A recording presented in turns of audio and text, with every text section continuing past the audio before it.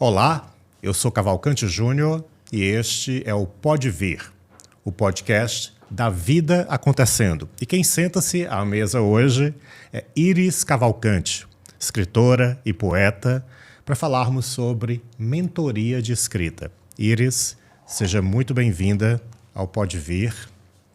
Alegria enorme te receber aqui pela primeira vez. Obrigada, Cavalcante. Muito obrigada pelo convite, né?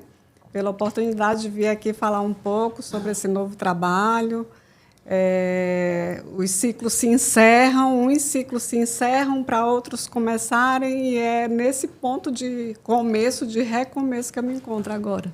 Eu quero começar por uma distinção muito importante que você recebeu da literatura brasileira, que foi o Prêmio Jabuti, finalista do Prêmio Jabuti na categoria Poesia, né? O que representou para você ganhar esse prêmio, essa distinção de finalista? Na verdade, foi uma grande surpresa, né? Isso se deu em 2018. Eu ainda não tinha abraçado a literatura como profissão, como hoje eu abracei.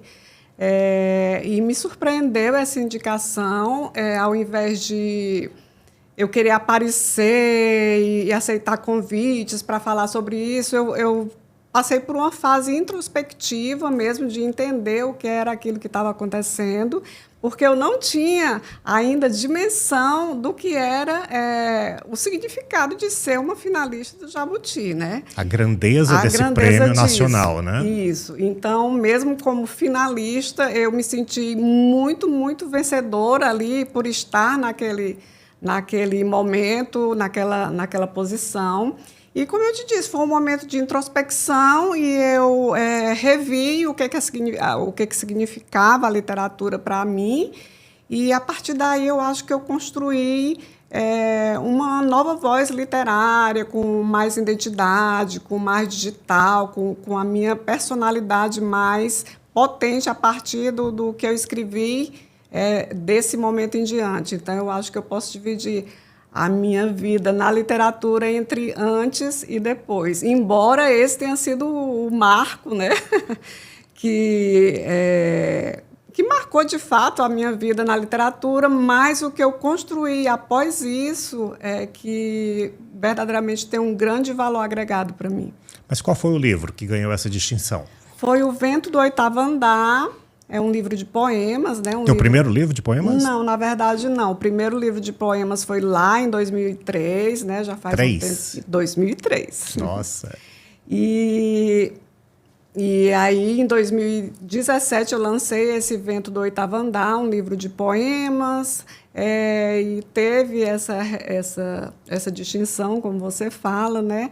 Mas o que eu considero como minha voz literária mesmo é o que eu produzi daí em diante, que aí eu identifiquei o papel dessa mulher, dessa voz feminina que chegava, né, a alcançar algum público, e eu me apropriei disso para fazer valer o que nós, na condição de mulheres, né, queremos que chegue às pessoas, que são os nossos desafios diários, que são as injustiças que nos atravessam todos os dias, né? A forma como a gente lida com isso, né? Enfim, eu acho que eu estou feliz nesse lugar de construção desta voz que está surgindo agora. E nesse de 2017, premiado em 2018, tinha um conjunto temático nesses poemas? Na verdade, assim, vai ao encontro do que hoje eu oriento para as pessoas, porque não tinha assim, um conjunto temático, embora tenha sido um livro de poemas, né? Especificamente de poemas, teve essa unidade, mas aí tinha poemas de várias formas, tinha um soneto, tinha versos livres em geral, mas não tinha uma unidade temática. Era um repositório do que eu tinha escrito até então, né? Aí eu fiz um apanhado e lancei esse livro. Daqui a pouco a gente vai falar sobre essas orientações que você passa agora para os seus mentorados, né? como elas se aproximam do que você fez em 2017 ou se diferenciam hoje do que você fez em 2017. Mas você também se dedica às crônicas, às novelas, aos romances. Eu queria que você falasse um pouco sobre você como escritora nos livros que você escreveu nesses outros gêneros. Você tem eles aqui, alguns deles? Tenho. Então. Na verdade, eu trouxe 2, né? Que é o Quando Eu Descobri que Poetas Mentem e o Estrangeira na Casa que Habito. Pronto, esses 2 livros e você, o que eles falam sobre você? O seu modo de ser escritora. É a minha condição de ser mulher nesse mundo de desafios diários, de sequestro dos direitos, né, da gente ter que impor a nossa voz e disputar o nosso lugar o tempo todo, fazer validar a nossa presença, o respeito aos nossos corpos, enfim, toda essa relação de coisas que significam o que é a condição de mulher, né? Então, é de onde eu me vejo, é onde eu me coloco, é nesse lugar que eu encontro a voz para fazer chegar às pessoas a forma como eu entendo e como eu lido com isso. Então, mostra para a gente aqui nessa câmera um deles e qual é o conteúdo, por exemplo, que o leitor, a leitora encontrará na Estrangeira, para cá, por favor. Estrangeira na Casa que Habito. De Iris Cavalcante. Qual é o conteúdo que a leitora e o leitor encontrará nesse teu livro? Pronto, ele é um livro de 2024. Né? Ele foi um projeto selecionado no edital das artes da Secult For, e foi um experimento literário. Realmente foi um experimento literário, porque esse livro eu escrevi todo sem pontuação. Ah, que loucura é essa de escrever sem pontuação? Nenhuma pontuação? Nenhuma pontuação nos poemas, né? Eu quis fazer esse desafio de ritmo, né? Para eu chegar nesse resultado, eu construí, né, essa antologia de poemas, assim, na voz, né, na leitura em voz alta, no sentimento do ritmo, na sensação que aquele ritmo produzia em mim. E eu digo, não, eu acho que eu posso me permitir esse desafio. Já foi um projeto aprovado, né? Eu submeti a uma banca do Edital das Artes e foi aprovado. Então, eu já lancei ele com essa validação. Desculpa. Só um minuto. Eu acho que quem está nos acompanhando está curioso para escutar algum desses poemas. Daqui a pouco você poderia ler? Sim, posso sim. Então, eu me senti mais segura para me desafiar nesse experimento, porque passou por uma banca. Né? Passou por uma banca da Secult, então isso me deu, de uma certa forma, uma validação. Talvez, se não fosse esse processo da banca, talvez eu não me arriscasse tanto, porque é um risco, né? As pessoas podem dizer, mas Saramago também contrariava a questão da pontuação, se arriscava. Bom, eu não sou um Saramago, então eu me vejo na condição de uma pessoa um pouco ousada, né? Que submeteu esse projeto a uma banca do Edital das Artes e que, no momento em que esse projeto foi aprovado, eu me senti confortável para lançar. Então, esse fomento à cultura ele é muito importante, porque nos possibilita coisas que, se não fosse através de um edital, a gente não conseguiria. O que eu consegui é ter uma assessoria de imprensa, que foi representada pelo Dalto Moura. Isso. E aí ele fez um trabalho de divulgação muito, muito bom, né? Muito efetivo de divulgação desse livro.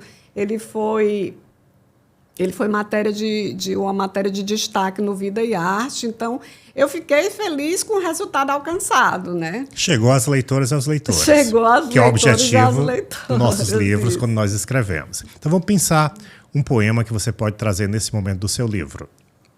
Eu vou abrir aleatoriamente. Pronto.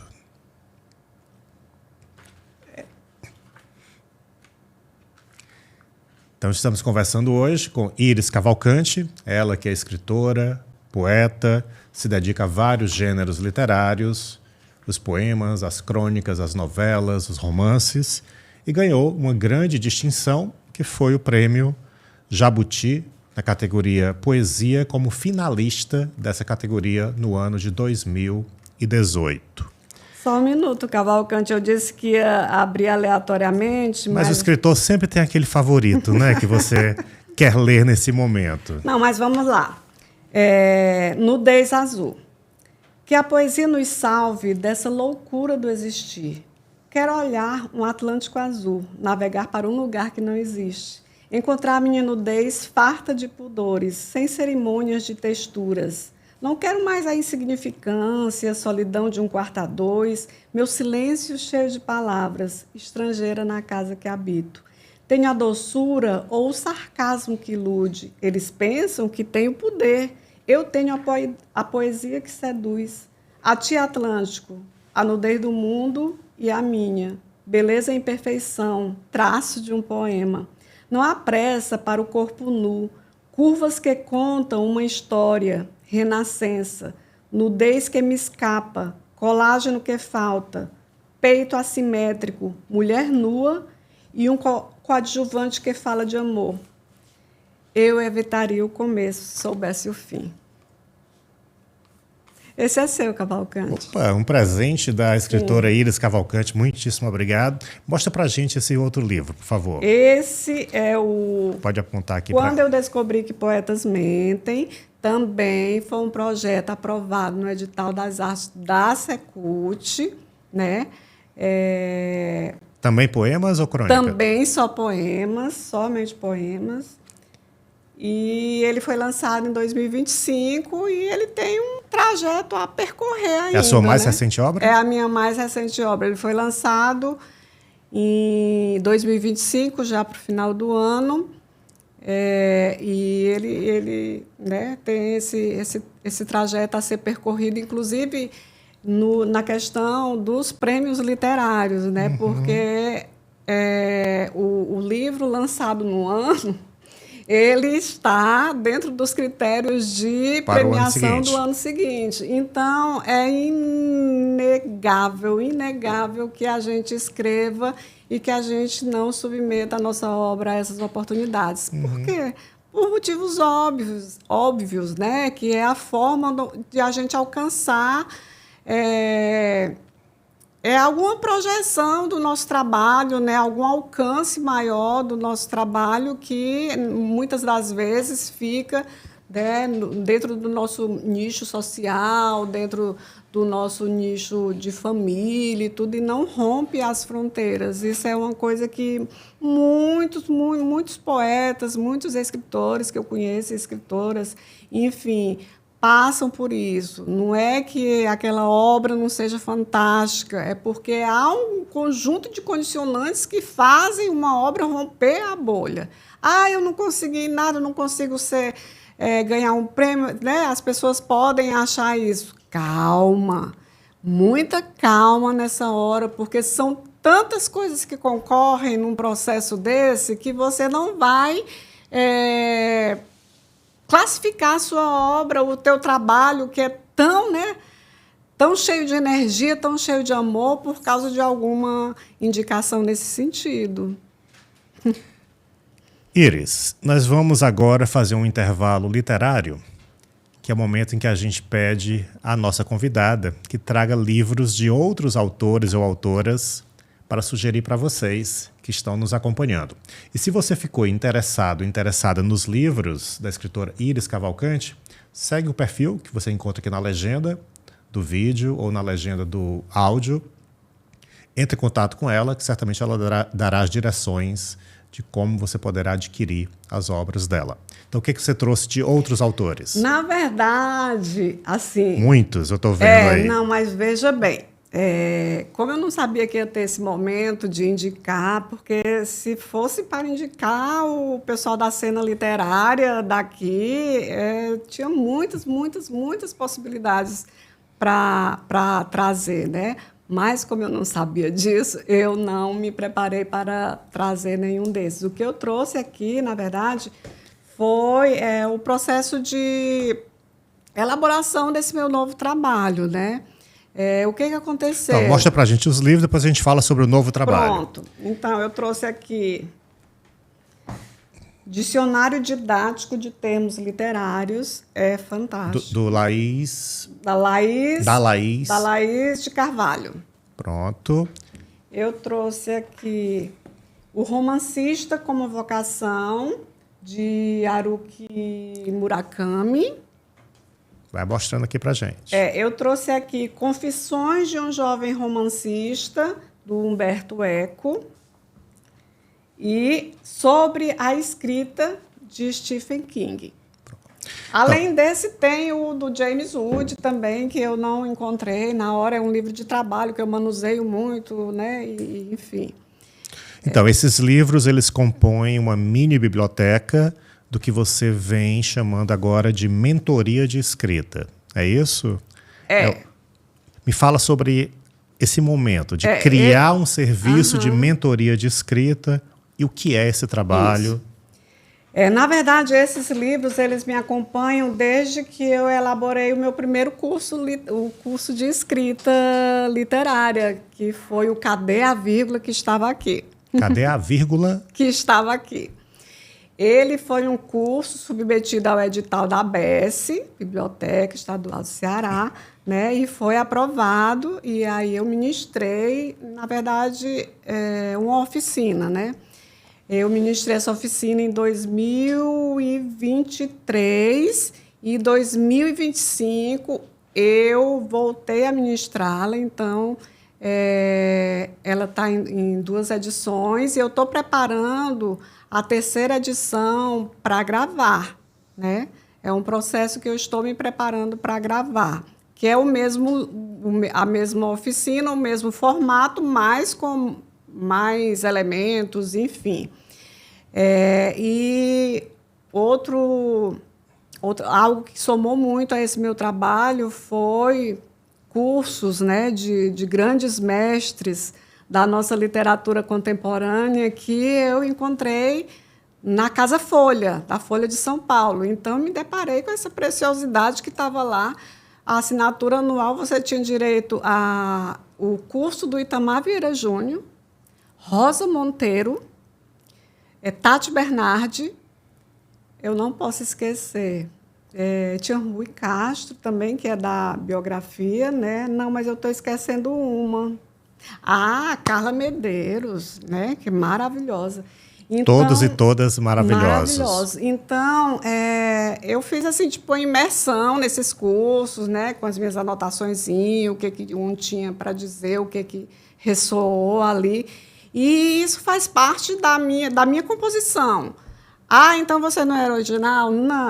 Não, porque acho que a literatura tem pouco de original, tem muito do que é produzido, do que é absorvido, né? O Saramago mesmo já dizia que no 3º milênio a literatura já é um grande palimpsesto, porque tudo, de alguma forma, já foi dito aonde nós estamos. Então, tem alguma coisa muito autoral também, mas tem ressonâncias de tudo que eu vi nesses cursos e também da escrita literária, né, através da nossa grande escritora cearense, que é a Socorro Racioli, também foi algo que agregou muito nessa minha experiência de literatura.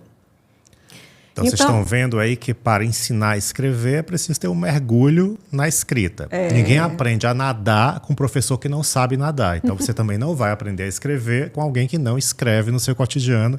E aqui nós estamos diante de uma pessoa que não só escreve, mas estuda sobre os processos de escrita. Eu faço toda a minha reverência a essas pessoas, né, que são mestres, que a gente aprende.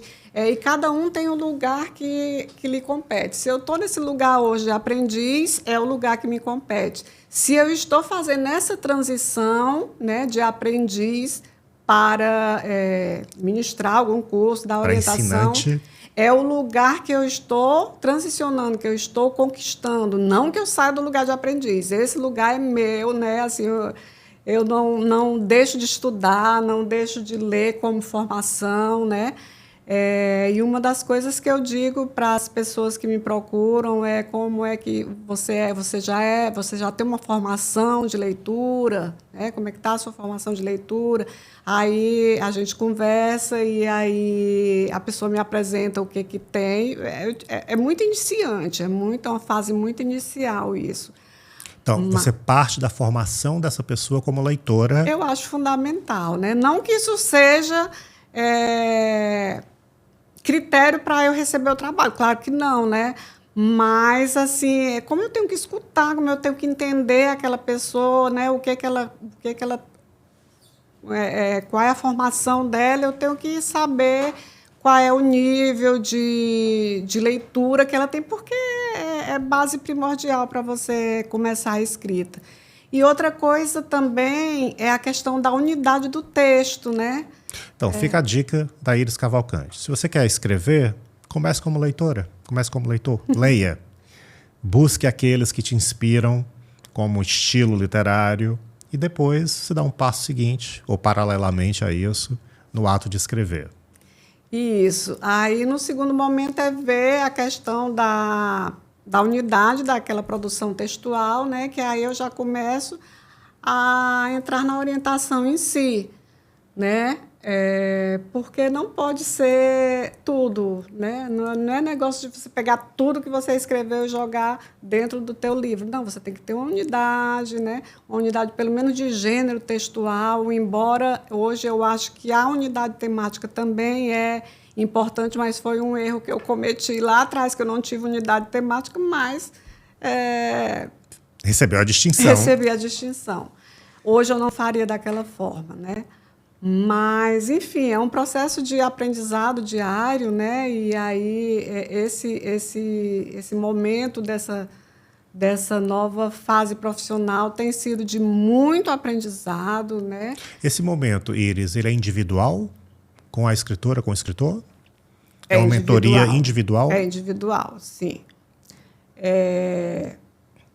De repente, eu me vi na condição de uma pessoa que trabalhou há anos no mercado de trabalho formal, né, sem ser dona do meu tempo. O meu tempo estava a serviço do meu contratante, né? Então, de repente, eu passei para ser o meu próprio meio de produção, vamos dizer assim, que é o meu capital de conhecimento. Coloquei o meu capital de conhecimento para trabalhar para mim, né? Com um grande risco, lógico, tem um grande risco de dar certo ou não dar certo, mas são as condições que a vida nos coloca e a gente tem que fazer opções, e essa foi a... Então, esse aspirante a escritora ou a escritor te apresenta um produto prévio do que essa pessoa acumulou ao longo dos anos ou daquele tempo de escrita, e você trabalha sobre esse texto, com esse texto. É isso? É isso. Aí a gente vai conversando e eu vou fazendo a análise, vou conversando com ele, né? O custo é um custo muito acessível, porque realmente eu não estou atrás de lucrar muito com isso, mas realmente de prestar um trabalho. Mas é um trabalho especializado. É um trabalho especializado, mas é um custo acessível. Eu fiz questão de manter um custo acessível nesse início. E teve um trabalho que eu fiz, que foi o primeiro, não foi de mentoria, foi de revisão. Foi um trabalho fantástico que eu preciso comentar aqui, que foi a revisão de um livro de um coletivo que passou no edital lá no Cariri, né? Se chama Ciclo de Saberes, e aí eu me deparei com textos riquíssimos de acadêmicos, né, de artigos acadêmicos, e, do outro lado, as falas dos mestres e mestras da cultura. Então, assim, como o trabalho chegou para mim através da gráfica contratada, eu não tinha entendido a dimensão do trabalho, né? Então, eu comecei o trabalho fazendo a revisão gramatical, normal e tudo. E quando eu digo não, Iris, não é assim. Aqui, a riqueza desse texto aqui é a oralidade, né? Então, tinha lá os mestres e mestras dos saberes, né, da região do Cariri, falando de sua arte, de sua relação com a arte, de como a sua arte transforma o meio que eles vivem, né? Então, eu tive que voltar para o início, foi um retrabalho, mas eu fiz com todo prazer esse retrabalho e mantive toda a oralidade do texto. Aí, botei as observações como sugestão, alguma coisa que comprometia o entendimento, algum detalhe de pontuação que facilitava, favorecia o entendimento e botei como sugestão. Mas eu acho que um texto rico em oralidade, nenhum revisor tem, se credencia, né, a alterar. É muita riqueza, muita riqueza. Então, nesse trabalho que você vem desenvolvendo, você trabalha tanto com a preparação de textos, como também com a revisão de textos. Sim, sim. Né? Aí eu escuto qual é a demanda, vejo o que eu posso colaborar e aí a gente segue negocia. Junto. Ou não, né? Iris, a gente está se aproximando do final do nosso episódio e eu queria compreender, a partir da tua perspectiva, da tua leitura de mundo, como é que você tem visto esse interesse crescente por oficinas ou por cursos de escrita criativa no Brasil? Eu acho que talvez seja a desmistificação. Explica pra gente. Vou me colocar lá no meu ensino fundamental, né? Quando minhas professoras traziam um autor, uma autora, sempre alguém que já tinha morrido, né? Alguém que eu não teria acesso. Né? Hoje, há uma inversão disso. Primeiro, porque os grandes autores contemporâneos são super acessíveis, seja em feiras literárias, seja através de redes sociais, seja através dos cursos. E a desmistificação dessa figura do escritor como um ser superior que recebeu um dom de Deus, não é assim que se trabalha. Você se torna engenheiro sem cursar a sua faculdade, né? Você se torna um advogado sem passar pelos estudos? Não. Então, o professor ele se forma seja na faculdade, seja através da sua formação de leitura. Então, é uma profissão acessível a todos, desde que se formem. Então, eu acho que essa quantidade de cursos que tem aparecido, inclusive o meu, eu coloco que já em breve eu vou lançar o meu virtual, né? Fique atento. Brevemente, Iris Cavalcante lança o seu curso de escrita literária na modalidade online. Então, você pode fazer de qualquer parte do mundo, né, desde que você fale a língua portuguesa. Isso. Então, eu acho super válido, super necessário, super que dialoga com a nossa atualidade, né? Então, se você tem um conhecimento, partilhe o seu conhecimento, né?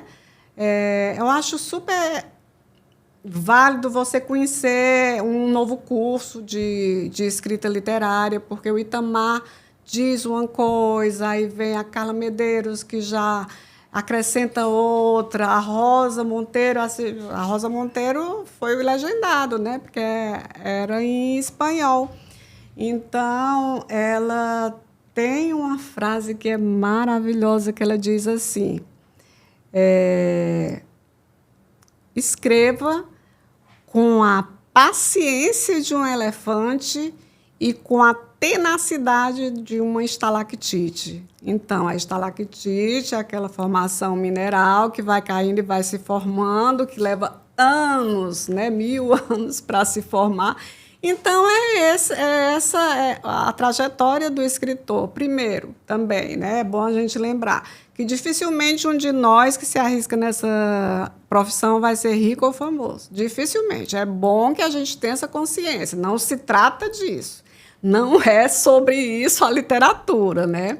É sobre você ter o que falar e querer falar, você ter uma história que só você, né, pode contar. Lembrando aqui também outra grande das nossas, que é a Socorro Racioli, que sempre diz que você tem uma história que só você pode contar. É isso, se trata disso. Então, não é questão de comparar que a pessoa tem um curso que não foi tão bom. Sempre há os melhores e há os mais que fazem mais sucesso, mas todos são legítimos. Todos estão ali no lugar que conquistaram de legitimidade, de leitura, de estudo. E a partilha eu acho um ato muito generoso. Então fica o convite para você que nos acompanhou até aqui. Está com vontade de escrever? Você tem N opções, algumas dezenas de excelentes cursos no Brasil afora. E agora, com Iris Cavalcante, também uma proposta que nasce aqui no Ceará. E eu estou muito feliz em te receber nesta fase 2026. 2026. Né, da escritora, da poeta Iris Cavalcante, completamente dedicada à escrita literária e aos gêneros literários. Sim, isso vai implicar também numa mudança de rotina mesmo, que na verdade eu já aplico à minha vida, né? Eu tenho uma vida minimalista, eu não sou de grandes consumos, então quando você abraça essa profissão da forma como eu estou abraçando, tem que estar ciente disso, que é uma construção longa. Então, vida longa e próspera aos novos projetos. Obrigada. E você acompanhou, então, mais um episódio do Pode Vir, o podcast da vida acontecendo. E 2 vezes por mês eu converso aqui sobre arte, cultura, literatura, saberes diversos. Acompanhe a gente no @PodeVir, o podcast.